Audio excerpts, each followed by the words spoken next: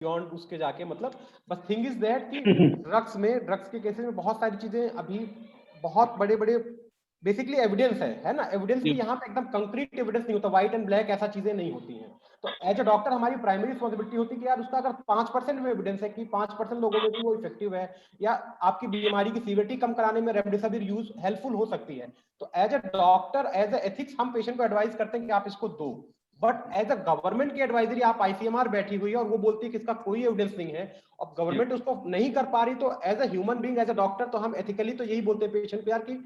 सरकारी नियम में तो नहीं है, सरकार के हिसाब से तुम्हारे मरीज को इस दवाई की आवश्यकता नहीं है, लेकिन डॉक्टरी के हिसाब से मुझे लगता है कि इस दवाई को आप दोगे तो नुकसान तो नहीं है, फायदा तो ठीक है, पता नहीं है कि नहीं है, बट नुकसान तो नहीं है। तो हम ऑलमोस्ट जो भी अफोर्डेबल पेशेंट्स होते हैं तो उनको हम एडवाइस करते हैं। बाकी इसके लिए ड्रग्स के जैसे मैं आपको बात कर रहा हूँ, जैसे डॉक्टर्स भी बहुत सारे इन्फेक्ट हुए, इवन डॉक्टर्स तो ठीक है, चलो थोड़ा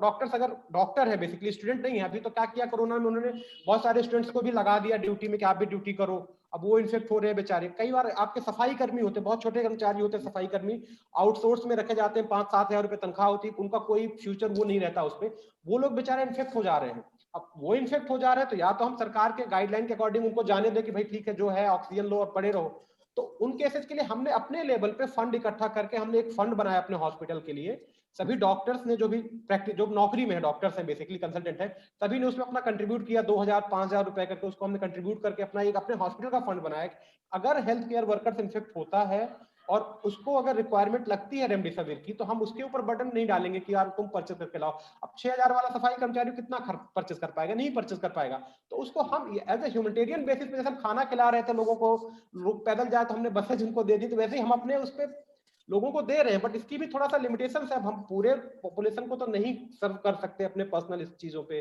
बहुत सारे एनजीओ, गवर्नमेंट क्या कर रही भाई, गवर्नमेंट क्या कर रही?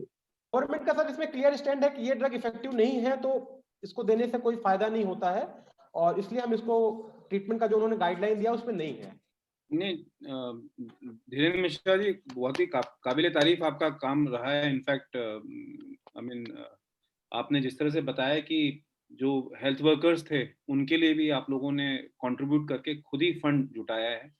और हम यहाँ शैलेश गांधी जी जुड़ गए हैं। शैलेश गांधी जी, ये जो हेल्थ केयर सिस्टम को लेकर के बेसिकली आरटीआई दायर होती है, और किस तरह से व्यवस्था जो है